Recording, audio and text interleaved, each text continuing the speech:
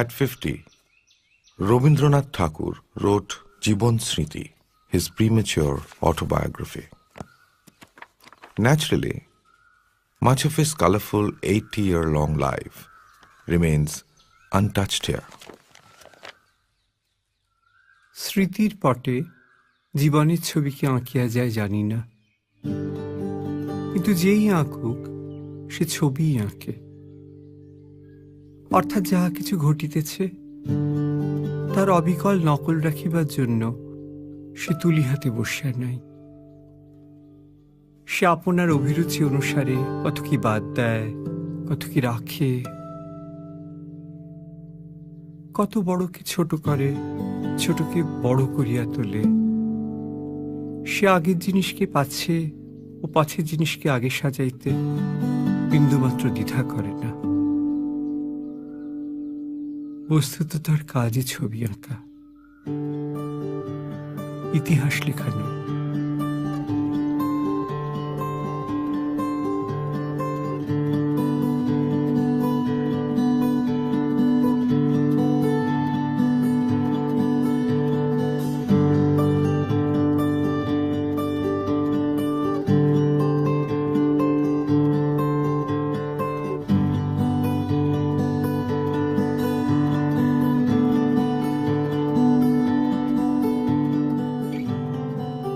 Some say this is his first photograph. What he looked like before, we can only imagine.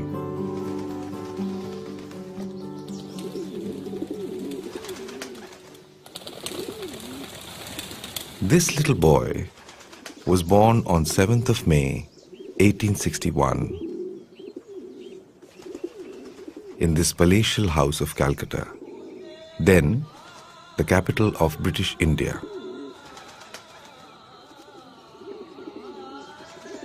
This house in the northern part of the city stood apart from all others, ever in pursuit of knowledge, daringly progressive lifestyle, multifarious cultural activities.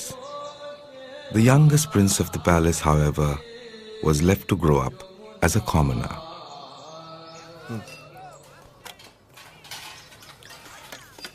As a child, Robi was left in the care of cooks and maids.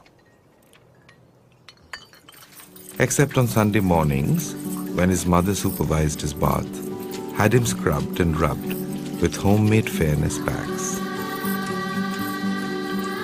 She considered Robi, the youngest of her 14 children, to be too dark. Otherwise, he was left pretty much to his own devices.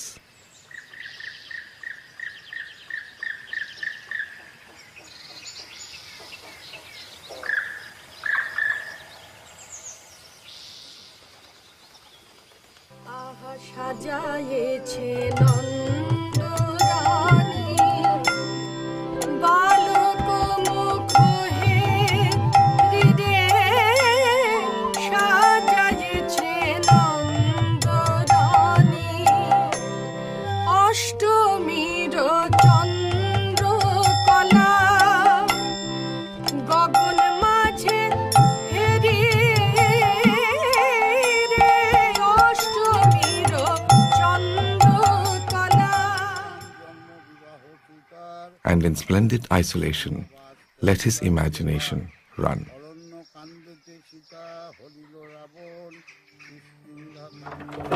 A loner and an introvert maybe, already his mind traveling far ahead of time.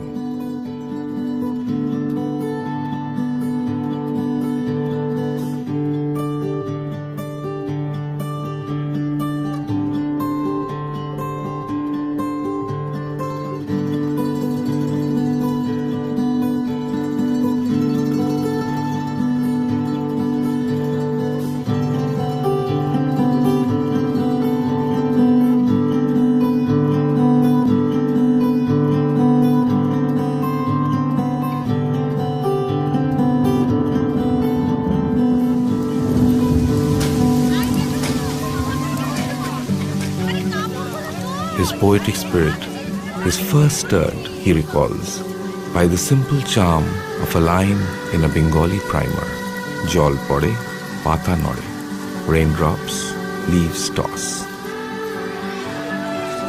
His taste for open education, unbound by classroom routine, may have been unknowingly sown right here and led him to start an open-air experimental school in the countryside many, many years later.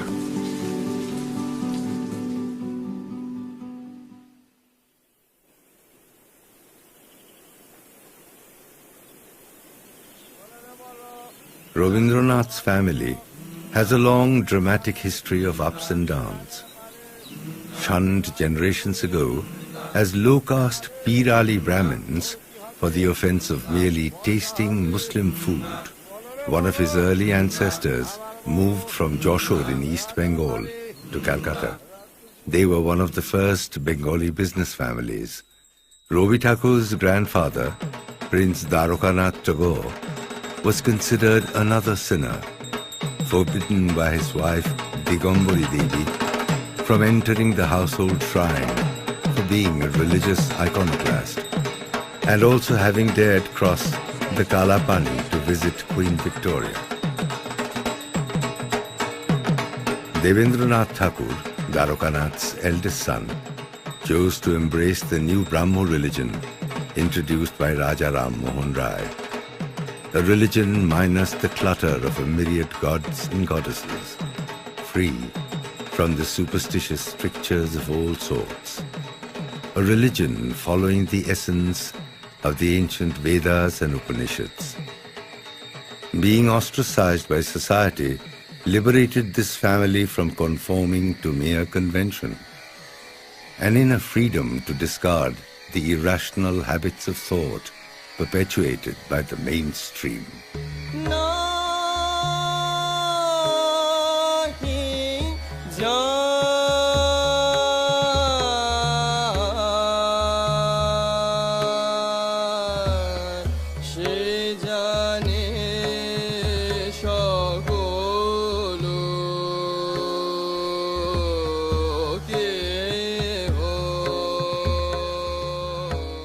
Robi grew up in an atmosphere free of orthodoxies, more radical, more rooted in the core texts of ancient India.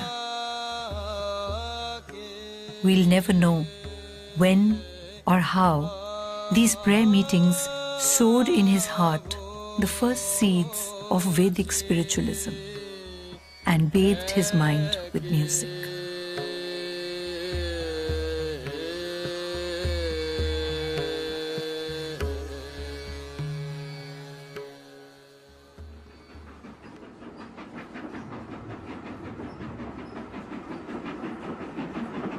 At age 12, his father takes him on his first holiday.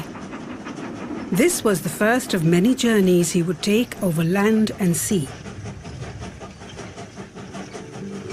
An ever-curious mind, ready to explore the unknown from the depths of the human psyche, to the mysteries of the universe, even to the spirit world and life beyond death.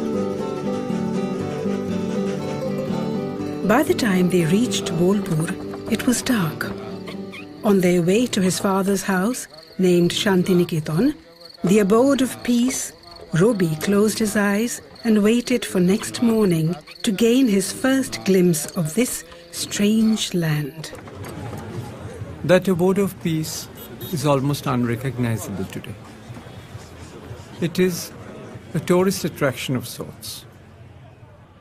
Here, Robi Thakur, as I prefer to call him, himself seems to look like a brand name, a little else.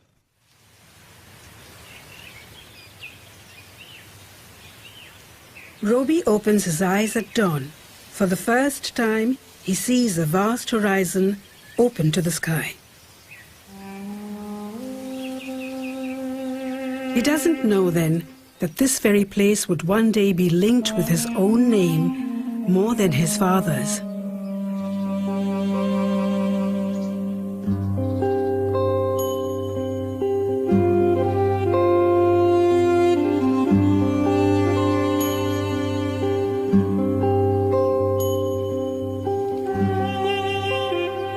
young Robi, it is a liberating experience, a time for discovery, for strange adventures.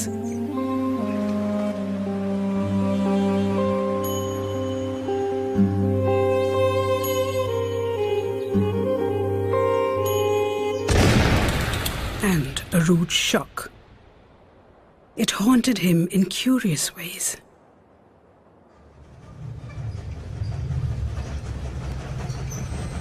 একবার 2-1 দিনের জন্য দেওঘরে যাই। কলিকাতায় ফিরিবার সময় রাত্রের গাড়িতে স্বপ্ন দেখিলাম কোন এক মন্দিরের সিঁড়ির উপর বলির রক্তচিহ্ন দেখিয়া একটি বালিকা অত্যন্ত করুণ ব্যাকুলতার সঙ্গে তাহার বাপকে জিজ্ঞাসা করিতেছে, বাবা এ কি, এ যে রক্ত। জাগিয়া উঠিয়াই মনে হইল এটি আমার স্বপ্নলব্ধ গল্প।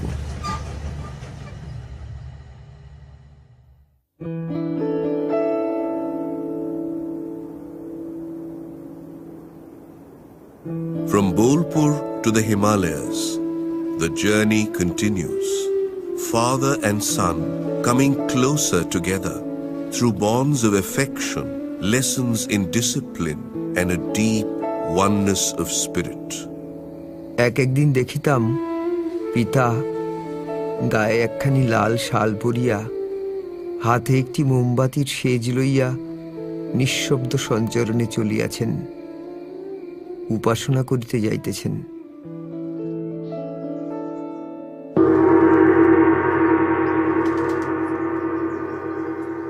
Ruby was 14 when his mother, Sharuda Debi, died in the small hours of 8 March 1875.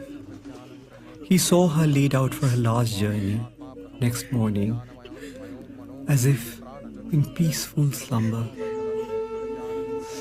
His first encounter with death was not so devastating. The more lasting impact embedded in his mind forever was the image of his father, seated in serene meditation.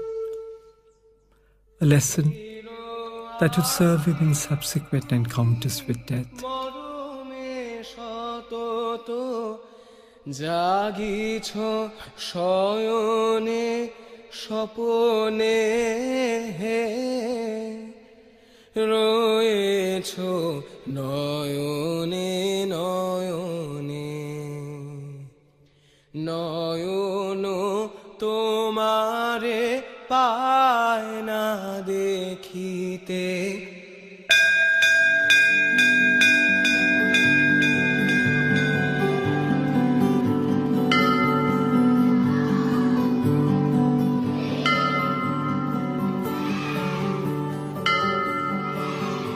One school after the other.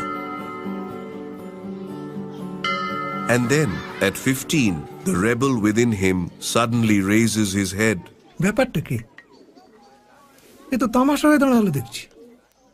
শোন, আগের স্কুলে যাবি? কথা বলবো সেখানে। আবার আগের school? যা না রবি, নলিন মাস্টারের কাছে লোক পাঠাও, কথা বলো। কিরে রবি, যাবি?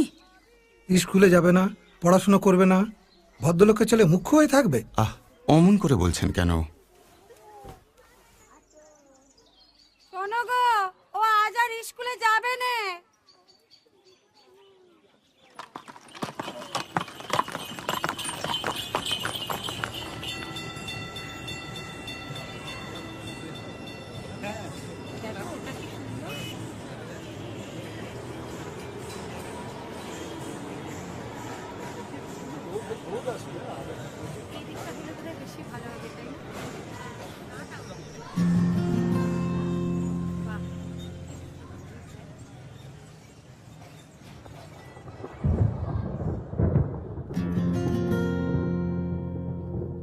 একদিন মধ্যাহ্নে খুব মেঘ করিয়াছে। সেই মেঘলা দিনের ছায়া ঘন অবকাশের আনন্দে বাড়ির ভিতরে এক ঘরে খাটের উপর উপুড় হইয়া পড়িয়া একটা স্লেট লইয়া লিখিলাম গহনা কুসুমা কুঞ্জ মাঝে। লিখিয়া ভারী খুশি হইলাম।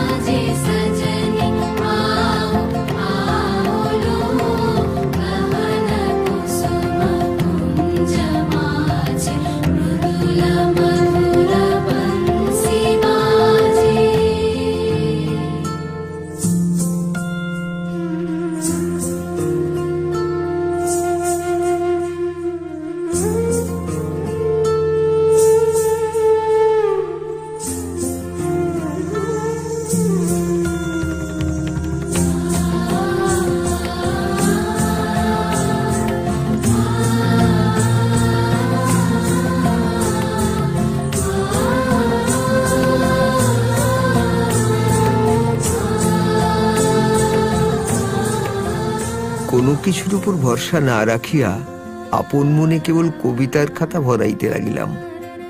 সে লেখাও তেমনি, মনের মধ্যে আর কিছুই নাই, কেবল তপ্ত বাষ্প আছে। সেই বাষ্প ভরা বুদ্বুদ রাশি, সেই আবেগের ফেনিলতা অলস কল্পনার আবর্তের টানে পাক খাইয়া নিরর্থকভাবে ঘুরিতে লাগিল। তাহার মধ্যে বস্তু যাহা কিছু ছিল তাহা আমার নহে, সে অন্য কবিদের অনুকরণ। উহার মধ্যে আমার যেটুকু, সে কেবল একটা অশান্তি, ভেতরকার একটা দুরন্ত আক্ষেপ।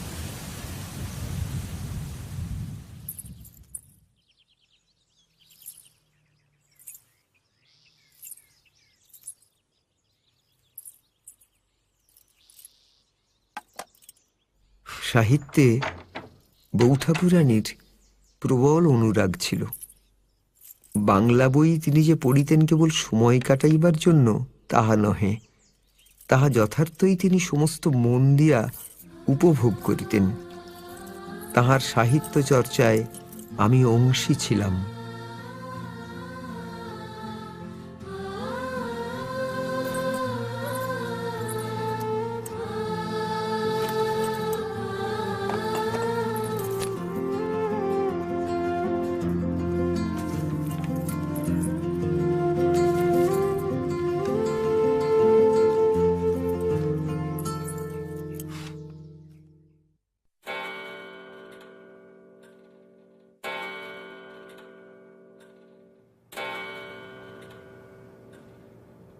In 1878, a 17-year-old stripling is ready to sail to England to complete his formal education. But before that, someone must help him come out of his cocoon, acquire some English polish.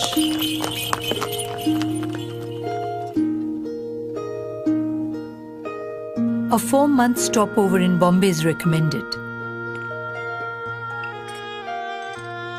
Here, he's turned over to the charge of the lovely Annapurna, daughter of a family friend, freshly returned from England.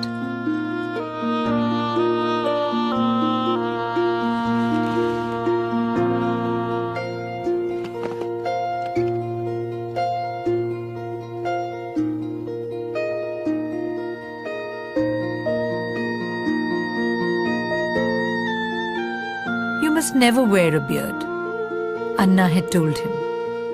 Don't let anything hide the outline of your face.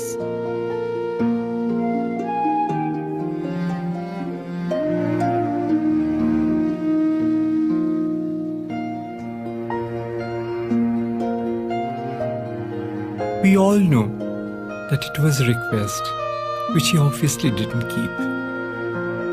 But 27 years later, he did shave off his beard once, when his father died. But by then, Anna was no more. She had married and settled in Edinburgh, where she died of tuberculosis at the age of 36.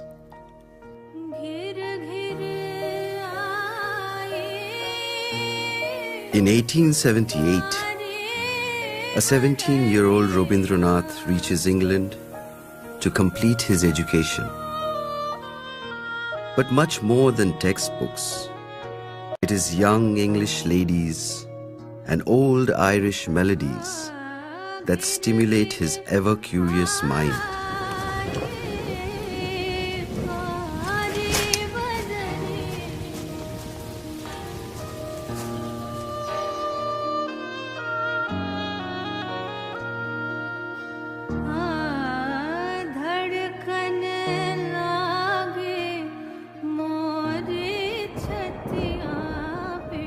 But dark English winters depress him so much, he wants to run back home. He writes long letters describing all his experiences and his longing to return to his familiar surroundings.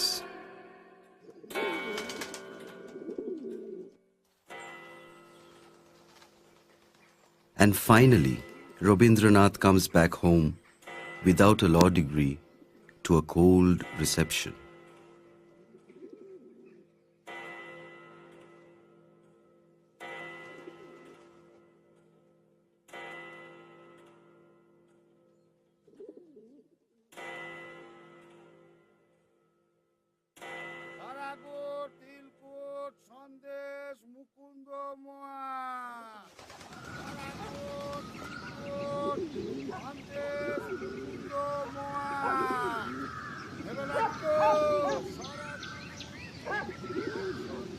Robi had brought immense treasures home, which no one appreciated, except for Kadambari, his sister-in-law. কতবার ভেবেছিনু আপনা ভুলিয়া They find soulmates in each other. She is his muse. খুলিয়া চরণে ধরিয়া তব কহিব প্রকাশী গোপনে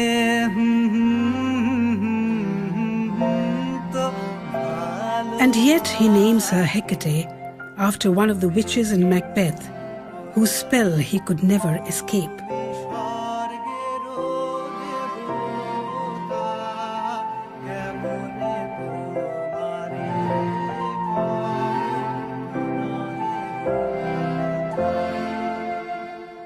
His novella, Noshtonir, The Broken Nest, recalls this relationship in all its stolen moments of tenderness.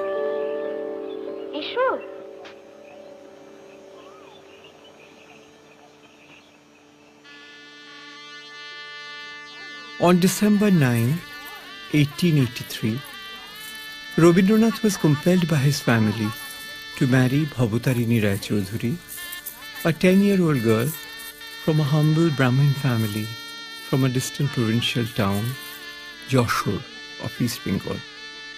The wedding invitation is written by Rabindranath himself. On the auspicious day of the coming Sunday of 24th Agrohayan, my close relative, Sriman Rabindranath Tagore, will be married at an auspicious hour. We would be grateful if you could join us on that occasion in the evening at number 6 Jonashaku at Debendranath Thakur's house to participate in the wedding celebrations. Yours sincerely, Sri Rabindranath Tagore. There's a wry humor in this, of course, but also a deliberate detachment, like a split personality almost.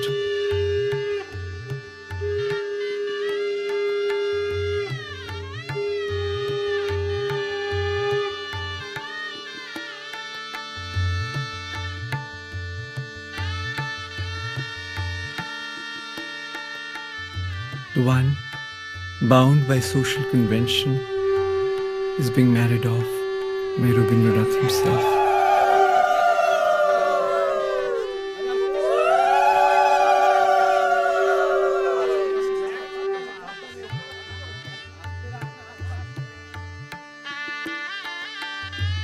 His wife's old-fashioned Hindu name is changed to Mrinalini.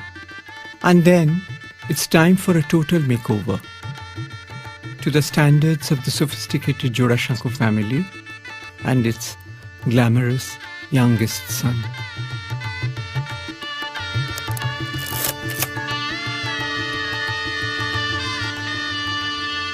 Four months after the wedding, Ruby's Hecate killed herself. A suicide note was destroyed at the command of the Grand Patriarch, Rabindranath, and the whole scandalous episode was hushed up.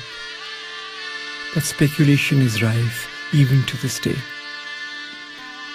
They say she was neurotic and jealous of her husband's affair with a certain famous stage actress, frustrated because she couldn't bear children. And the final blow, of course, was Ruby's marriage. For the poet, it is a tragedy impossible to bear. Try as he might, he cannot emulate his father's serene composure.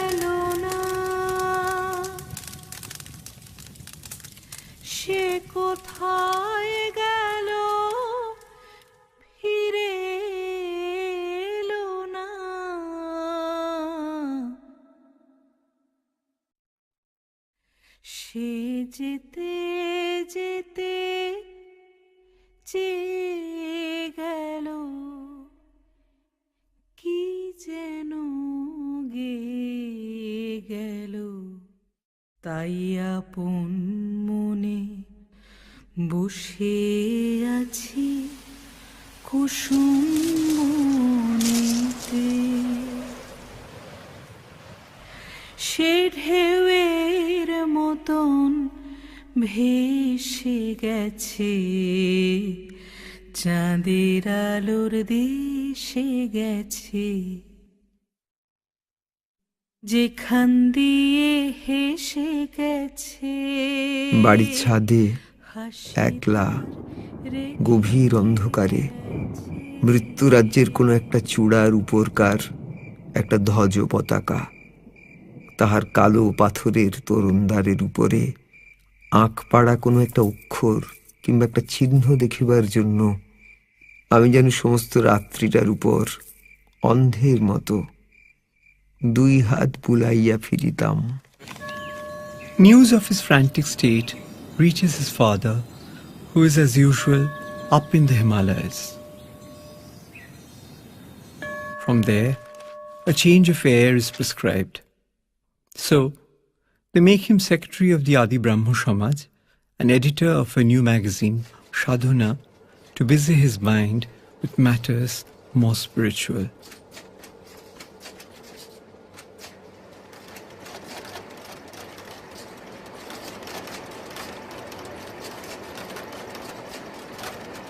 Thus, chastened for some years, the next order from up there is to go off to manage the family estates in Shilaidaho, now in Bangladesh.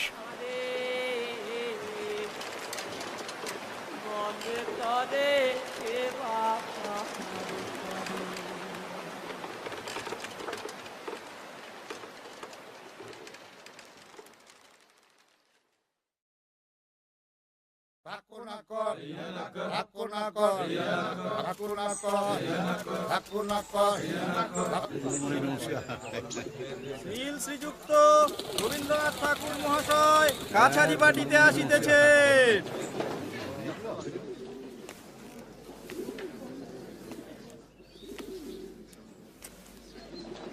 The young landlord meets his subjects for the first time.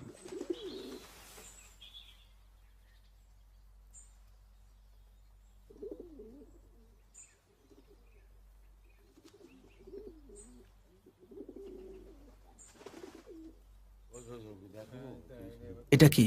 এটা আপনার পিতৃপুরুষদের আসন। এখনই এখান থেকে নিয়ে যান।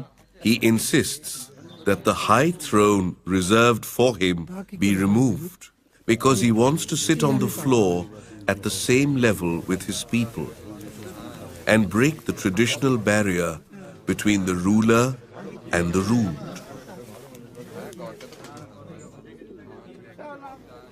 আপনাদের বুদ্ধি আছে, বিবেচনা আছে, আপনাদের বুঝিয়ে বললে আপনারা বুঝবেন, এই সত্য আমাদের মানতেই হবে।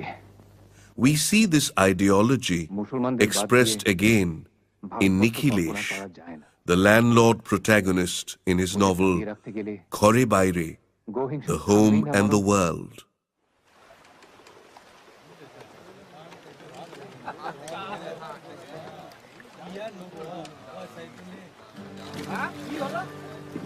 This was another world of rivers and waterways. A city-bred individual's first exposure to the real India, to humble villagers far too content with their lot.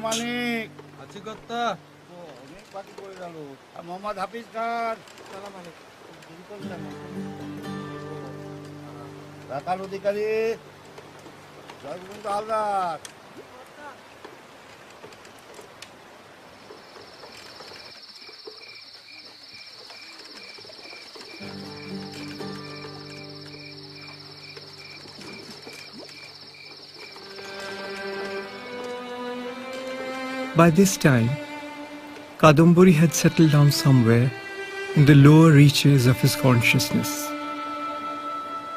He was hungry for new intellectual companionship, which he found in his well-read, English-educated, literature-loving niece Indira.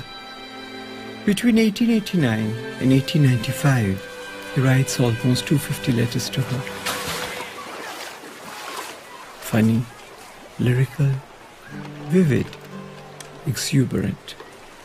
So different from the warm, domestic exchanges, practical yet profound letters he wrote to his wife.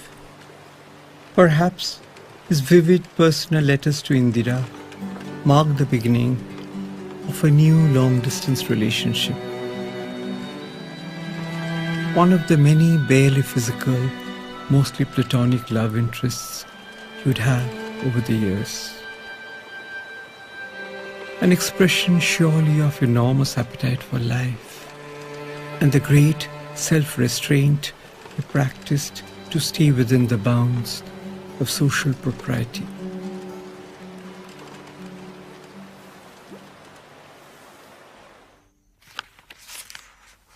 এই নিয়ে খোরশেদপুরের বকেয়া 3 মাস হলো। গত মাসেও তোমাকে স্মরণ করিয়েছি। স্মরণ আছে বাবা মশাই, আমি তাগাদা দিয়েছি। নিজে গিয়েছিলে নাকি লোক পাঠিয়েছ? আমি চিঠি পাঠিয়েছি। অহেতুক বিবাদ, বলপ্রয়োগ আমার ইচ্ছে করে না বাবা মশাই।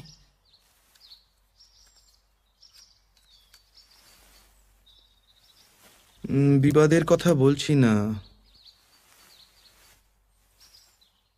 কিন্তু জমিদারিতে পত্র সাহিত্যের কোনো স্থান নেই। হয় নিজে যাও, নয় লোক পাঠাও।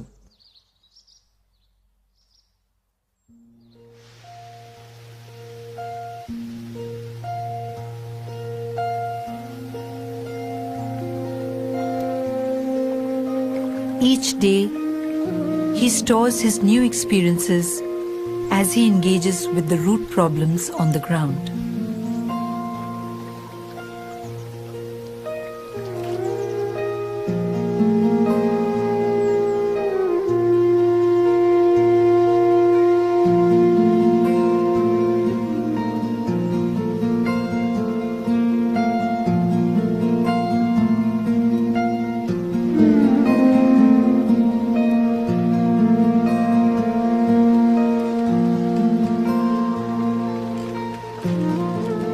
He tries to write short stories about ordinary people, full of sensitive details and a stark realism. At the same time, his lyrical outpourings acquire a mystical hue.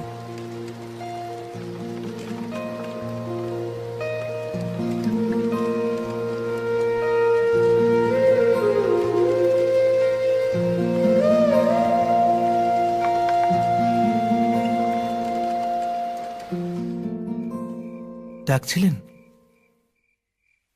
বাবা মশাই?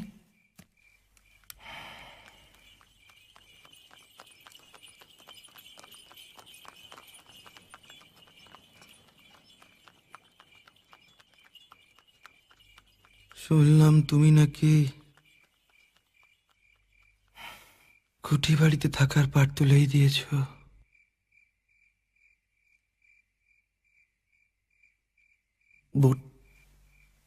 বোটে আমার ভালো লাগে বাবা মশাই।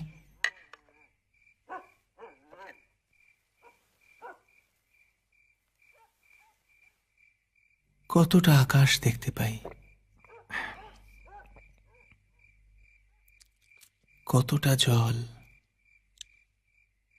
দূর দিগন্তে মনে হয় শুধু আকাশ আর জল দেখলেই চলবে? জমিটাও যে দেখতে হবে সেটা।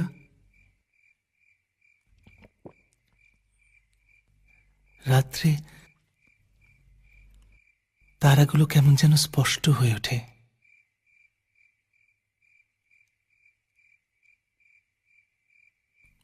মনে আছে বাবা মশাই, আপনি আমাকে কালপুরুষ চিনিয়েছিলাম।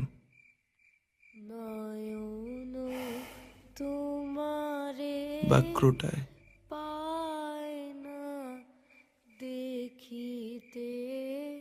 মনে আছে জানো,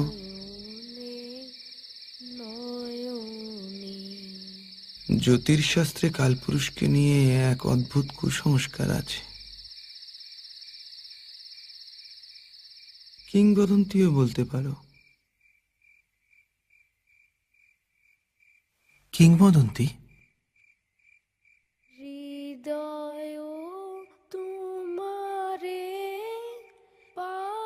কালপুরুষের প্রভাবে মানুষ গৃহত্যাগী হয়।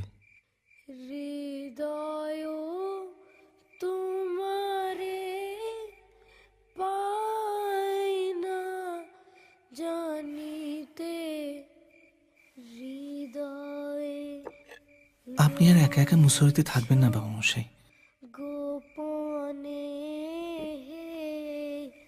আমাদের দুশ্চিন্তা হয়।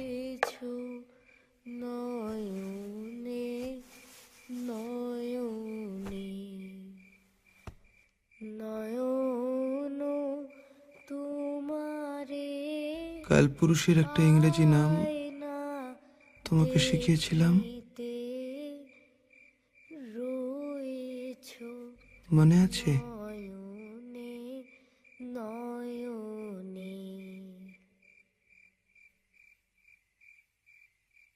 ওরান।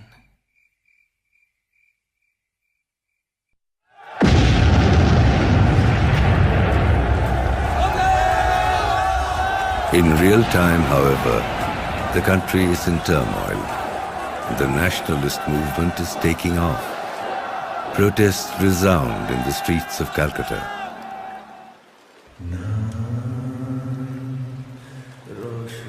The poet feels like a truant schoolboy playing his flute far away from the main action.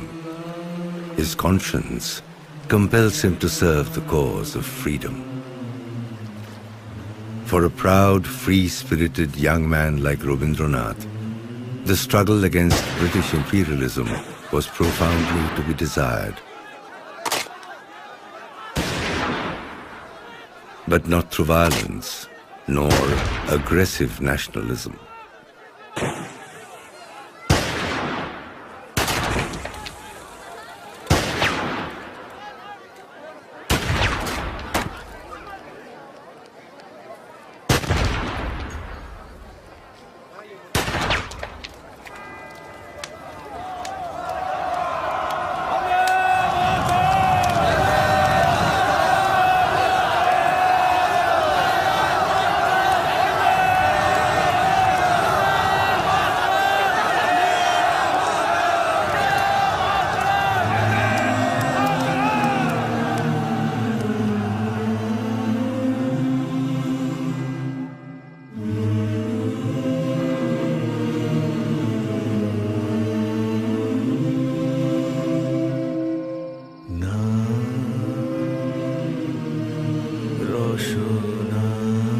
Generally disgusted by the growing mass hysteria and emotionalism encouraged by callous political leaders, he was absolutely horrified by the violence that started erupting.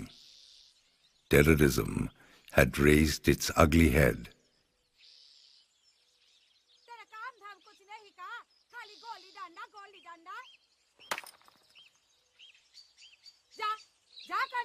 Feeling an outcast in mainstream politics, Rabindranath decides to return to Bolpur.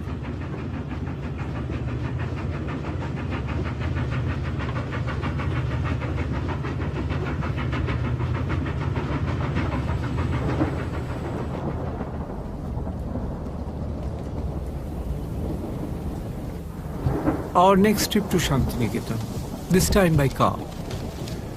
We just had to catch the monsoon, said to be the poet's favorite season.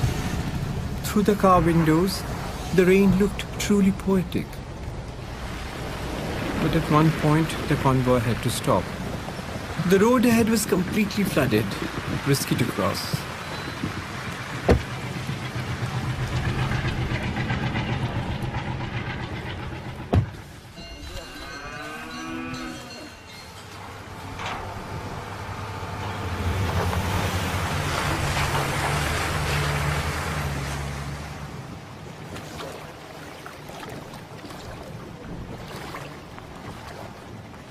The mud, the slush, it was too much for us, the city-bred people, to take.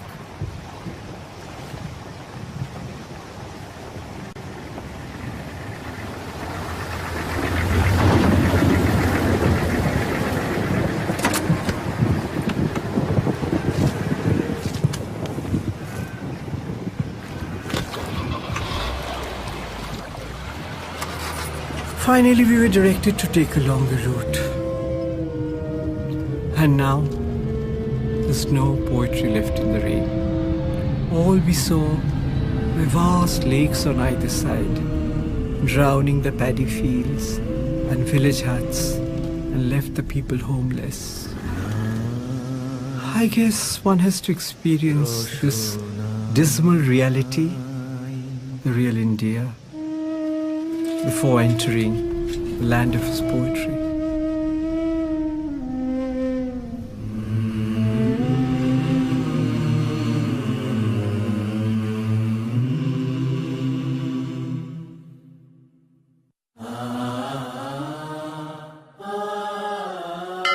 The notoriously truant schoolboy Rabindranath starts his dream school, Bolpur Brahmacharya Vidyalaya, an open-air school in keeping with ancient Vedic ashram traditions, against the British model forced on India to provide a pool of obedient clerks. This perhaps is the first time he sets up a household of his own with his wife Mrinalini and their 4 children.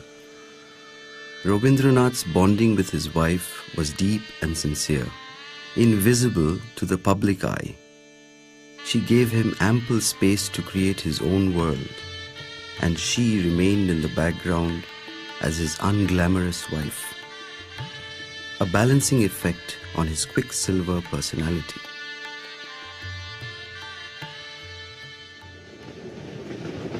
But the city calls him back again in 1905. In protest against the proposed partition of Bengal along communal lines, we see him plunge into social action. October 15, 1905. The women of Jorashanko stitch stacks of rakhis all night long.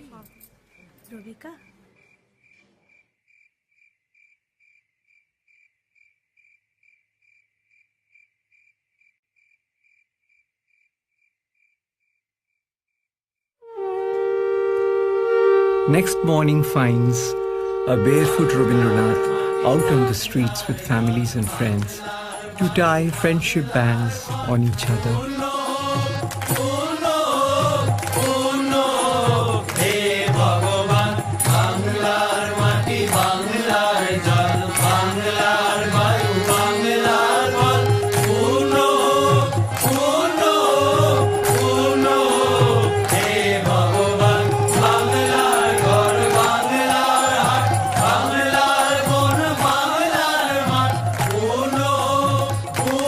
The poet ties rakhis even on Muslims as a symbol of brotherly love.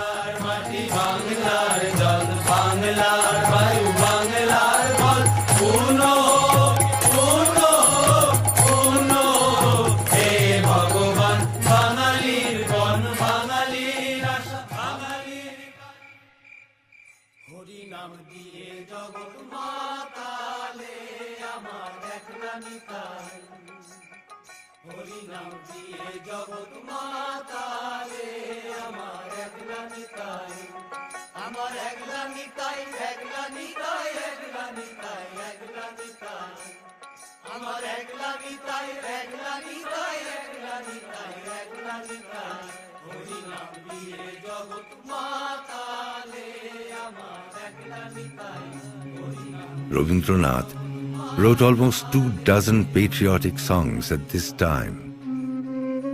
The impact of such occasional songs is usually short-lived, but our poet has infused them with such eternal appeal that they continue to inspire generations of Bengalis, even today.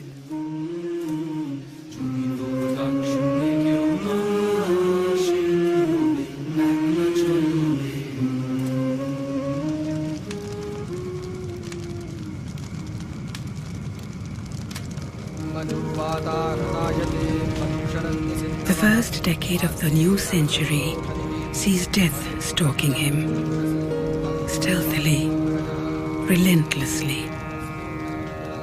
Mrinalini, his companion for 19 years, dies in November 1902. Renuka, his second daughter, dies 9 months later.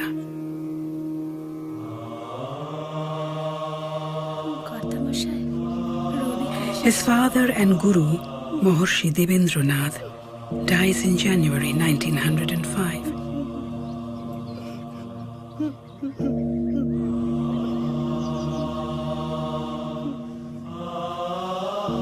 In 1907, 23rd November, on the 5th death anniversary of his wife, his youngest son, Shomendranath, a lovely boy of 11, dies of cholera. He remembers Shomi's death 25 years later as the most poignant sorrow of his life. Sitting alone in the dark in an adjoining room, he prayed intently for his dying son to pass away into his next stage of existence in perfect peace. My mind seemed to float in a sky where there was neither darkness nor light, but a profound depth of calm, a boundless sea of consciousness without a ripple or murmur. I felt like a father who had sent his son across the sea, relieved to learn of his safe arrival.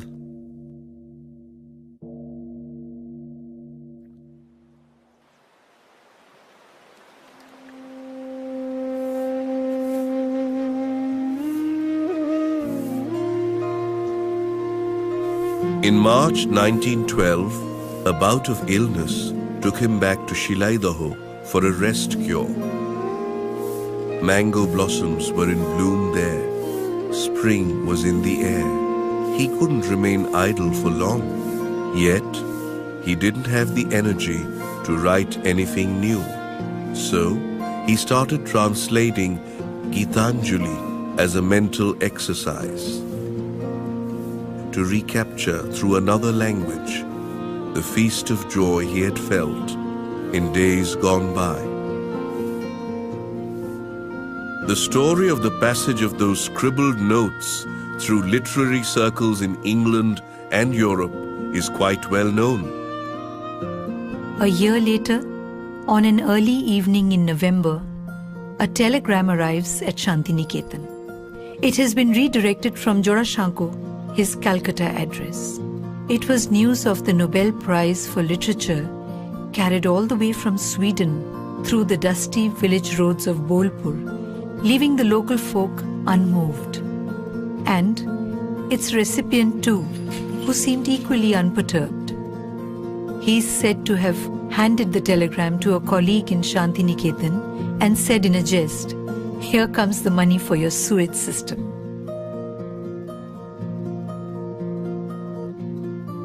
He knew all too well how fleeting could be any joy, any fame.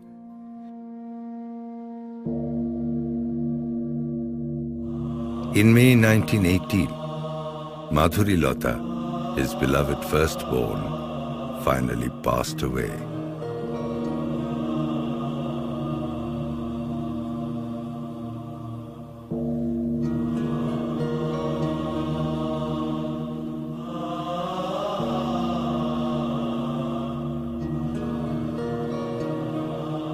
With the image of his father in deep meditation in mind, he mourned the loss of his favorite Beli, through engagement with a higher purpose.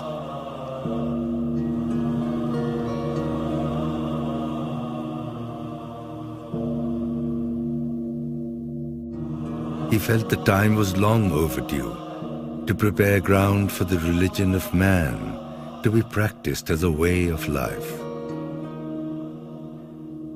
Just as many of us find a larger family beyond blood relationships, Rabindranath has envisaged a family embracing all humanity. 1918, Vishwabharati was founded on the 22nd of December, though it was formally inaugurated in 1921. Its motto, where the whole world meets in one nest. Here he would gather the best minds from East and West, from all over India and from overseas. To him, Vishwabharati would represent the quintessential wisdom of India, nurtured and nourished through ages of give and take with the rest of the world.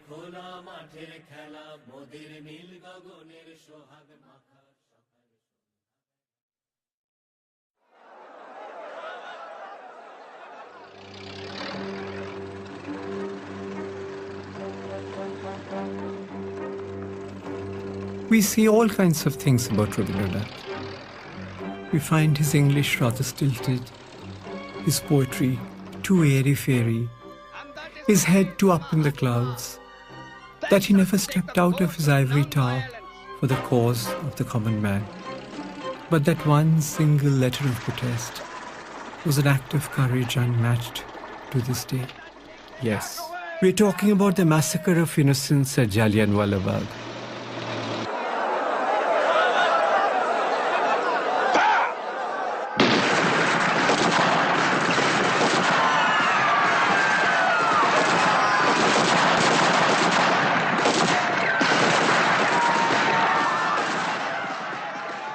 While the nationalists were busy negotiating for seats in the parliament, and even the firebrand politicians were scared to protest, one solitary voice disproved all those allegations against him. He resigned his knighthood like a torn, discarded garment.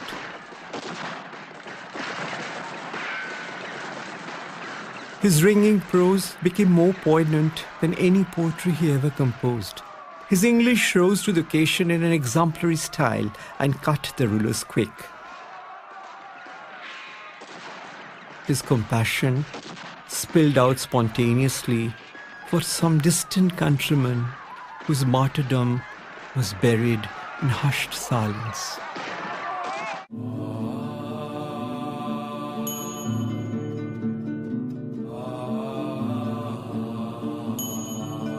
Contrary to a widely held notion that the title Mahatma was given by Rabindranath to the father of the nation, he used this adjective to refer to Gandhi more frequently in later years.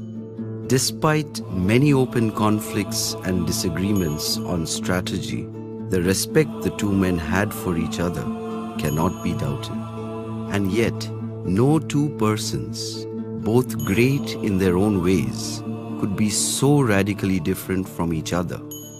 In September 1921, there was a clandestine meeting between Gandhi and Rabindranath at Jodashankar. Gandhi requested the poet to support his civil disobedience movement. Rabindranath was critical of the selfish and short-sighted nationalism. The conversation went something like this. Rabindranath says, "Suppose you succeed in driving the British out. What happens then? Do you really believe that the Hindu and the Muslim will live together forever?" Gandhiji says, "But Gurudev, you know very well my whole program is based on non-violence. You're a poet, Gurudev. You believe in peace, don't you? So join me. Let's work for it together." Rabindranath stands up slowly, walks to the window, looks out, and gestures as Gandhiji. Come, look down there and see what your so-called non-violent followers are up to. Is that non-violence, Gandhiji? The non-cooperators have stolen pieces of foreign-made clothes from the Chitpur bazaar nearby and lit a bonfire with it. Rabindranath sighs. It's easy to unleash emotions. It's far more difficult to control them. Think about it.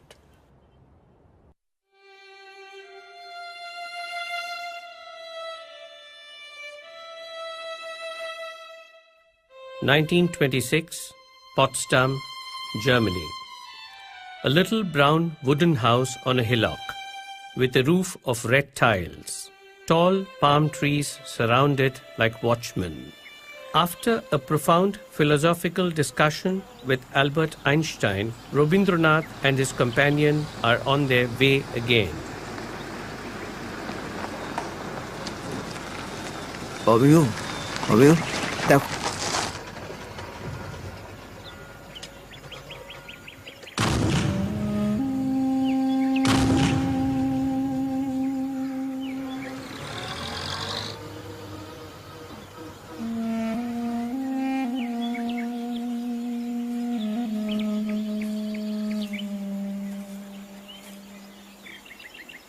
গুরুদেব, আপনি ঠিক আছেন তো?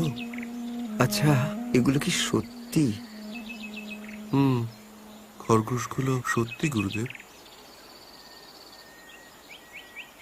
আচ্ছা, আমরা এখন এখান দিয়ে না গেলেও কি ওরা থাকতো? প্রফেসর আইনস্টাইনের মত তো তাই।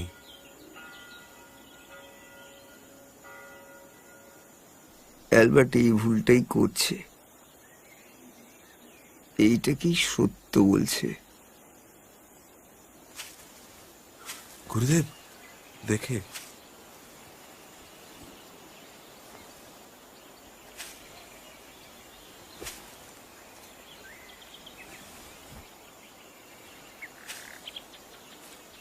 বসুন আপনি। আচ্ছা, অ্যালবার্ট তো গুণী মানুষ, বুদ্ধিমান মানুষ, কি চমৎকার বেহালা বাজায়। ও কি সত্যি বুঝতে পারছে না, নাকি জোর করে বুঝতে চাইছে না?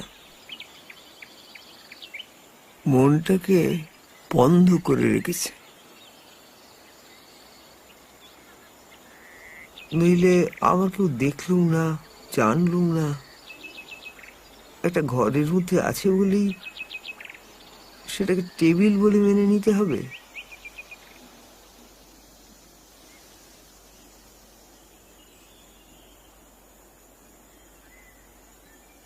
আমার চেতনা আগে বলবে ওটা টেবিল, তবেই তো ওটা টেবিল হবে। কিন্তু ওটা তো ওখানে সত্যি আছে গুরুদেব, এই সত্যটা আপনি অস্বীকার করবেন কি করে? তুমি আবার অ্যালবার্টের মতো করো না। আমিও এই যে আমাদের চারপাশে গাছ, পাথর, মাটি, ঢালু জমি, সবুজ গাছের পাতা, এটা যে সবুজ সেটা আমাদের কে বলে দিলে? আমার চেতনা, আমার চেতনা যেটাকে যেভাবে সত্য বলে স্বীকার করে সেটাই সত্য। মানুষের চেতনার বাইরে কোনো সত্য নেই, থাকতে পারে না। বিজ্ঞানী শেষে বললেন বটে মিস্টার ট্যাগোর, তাহলে বোধহয় আপনার থেকে আমি বেশি ধার্মিক।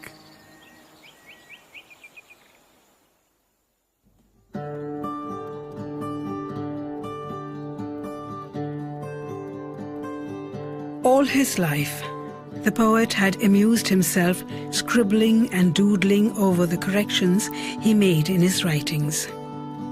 We see them strewn across all his manuscripts. Some like prehistoric creatures, some dark eyes peering through dense ink, imaginary human forms, or simply leaves and ferns. We were all quite familiar with these playful forays he made with pen and ink, right up to the age of 70. But when he took up a paintbrush in his old age, he seemed to embrace a new love, a whole new means of expression, through which he could break all conventional norms of creation in verse or prose. No rules, no grammar, just uninhibited alliance with his new love, which opened new vistas for Indian art.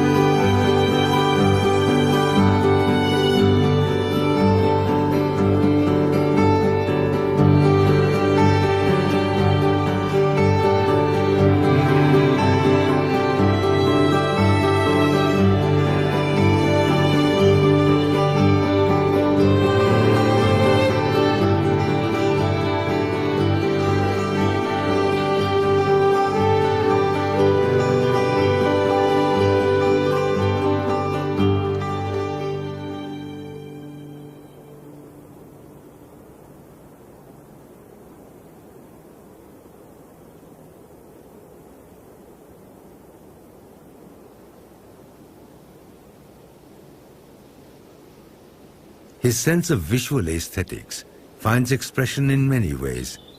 He keeps building new houses, shifting around experimentally with new styles of Oriental architecture and decor, almost as a metaphor for his all-eclectic mind. Far removed from the original building in the campus, Shantiniketan Griho, a two-storied mansion built by his father in the typical British colonial style.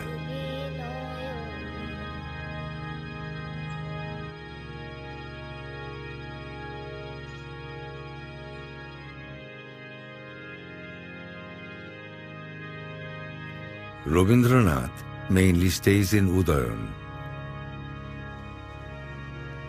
The next house he built was Konark.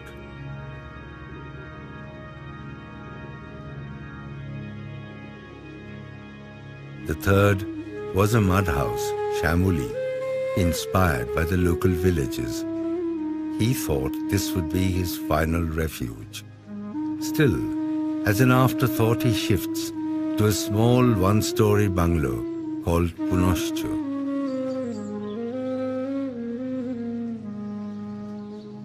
And finally, he settles for a north-facing house, Udichi.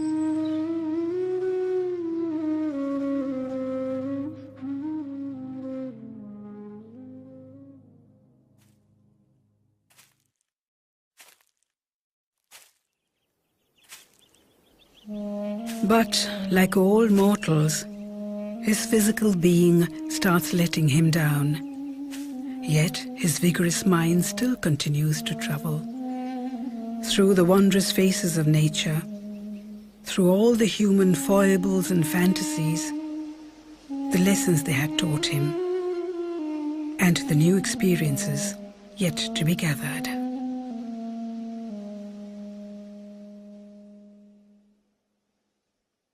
One fine day, the poet decides to shear off the tresses he had been so fond of.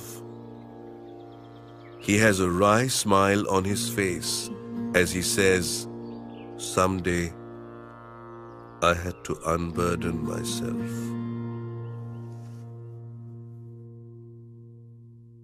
In 1939, Rabindranath was ailing severely, unable to get out of bed.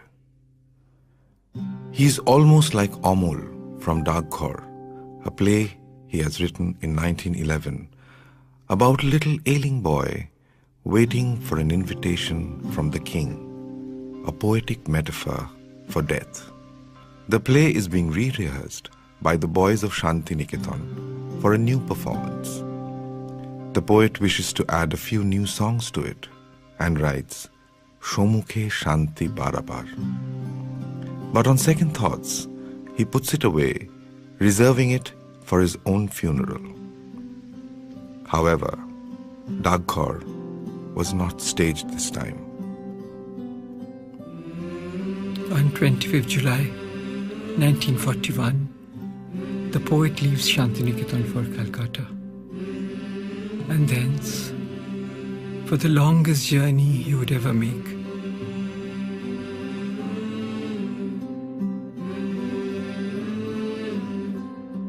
Rabindranath Tagore passed away on August 7, 1941, away from his beloved Bengal, away from his land of the Vedas and Upanishads, away from the world he so passionately embraced, still unafraid, still alone.